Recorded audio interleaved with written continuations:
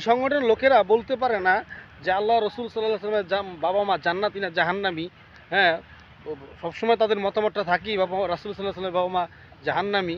তো সেই সমস্ত লোকেরা আবার আকিদার নিয়ে বই লেখে। তোমার তো আকিদা এখনই শেষ, ঠিক না? রাসুল সাল্লাহ সাল্লামের বিষয়ে যে ধারণা উপস্থাপন করো, আর মৌদুদিবাদ তো বিশাল বিষয়, সে বিষয়ে আমি কথা বলতেই চাই না। বাংলাদেশে ও আকসার ওলামা একরাম যা বলে তো বলি। তো নিজেকে যত ভালো বানানোর চেষ্টা করুক আলী হাসান ওসামা, তুমি যে গুপ্ত দালাল ছিলে একসময়, এটা সবাই জানে, সবাই বোঝে। আলী হাসান ওসামা নিজের খুব ভালো বানাতে চাইতেছে, যে তালেবানি পাগড়ি পইরা একটা কিছু বুঝতে চাচ্ছে, বিশাল একটা জামাত, বিশাল একটা গোষ্ঠী তার পক্ষে আছে, হ্যাঁ, ইসলামী হুকুমতের বাস্তবায়নের লোকেরা। অথচ যে পাগড়িটা পড়ছে, এই পাগড়িটা সাধারণত আফগানিস্তানের লোকেরা পড়ে।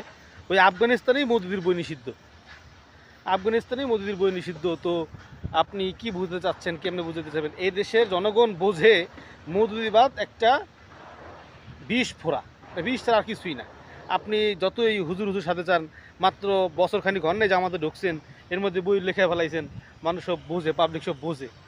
তো বিষয়টা হচ্ছে এটা,